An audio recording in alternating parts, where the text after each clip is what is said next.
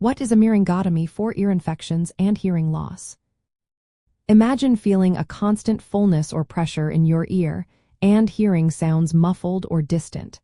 Sometimes, this is caused by fluid building up inside the middle ear, often due to repeated infections. A myringotomy is a simple surgical procedure that can help relieving this problem and restore hearing. During a myringotomy, an ear, nose, and throat specialist makes a tiny cut in the eardrum, which is called the tympanic membrane.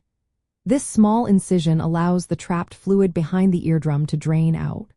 The procedure is usually quick, taking about 15 to 20 minutes, and is often done under general anesthesia, especially for children, to keep them comfortable and still.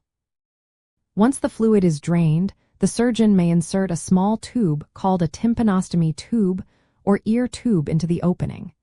This tube helps keep the eardrum open and ventilated, preventing fluid from building up again.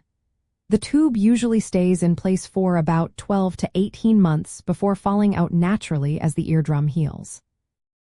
The main goal of a myringotomy is to improve hearing that has been affected by fluid buildup.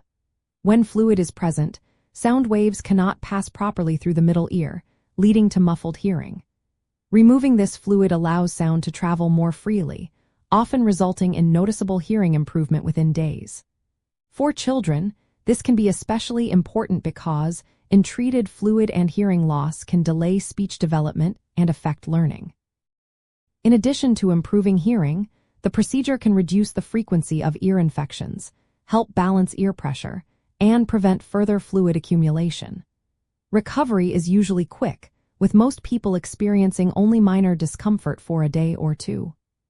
Patients are advised to avoid getting water in their ears and to follow their doctor's instructions, which may include using ear drops or antibiotics if needed. If ear tubes are placed, activities like swimming underwater should be avoided until the tubes fall out or are removed.